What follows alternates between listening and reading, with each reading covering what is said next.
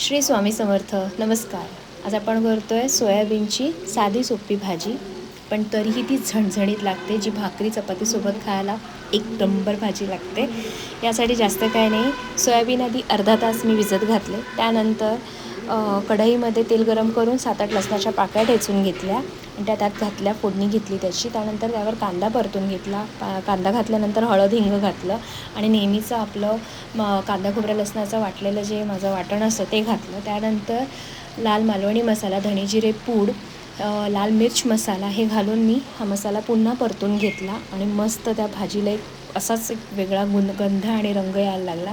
त्यानंतर सोयाबीन धुवून चांगले एकदम पिळून घेतले आणि हे बघा, हे सुके मी असे त्या मसाल्यात घातले आणि एकीकडे थोडंसं पाणी गरम करायला ठेवलं होतं आणि हे असं छान पाणी त्यात घालून बघा एक हलकासा कढई आला दिला आणि त्यामध्ये मी थोडं मीठ घालून घेतला आणि मीठ चवीप्रमाणे घातल्यानंतर हे बघा, सोयाबीन 15 मिनटात भाजी शिजून तयार. धन्यवाद. श्री स्वामी समर्थ.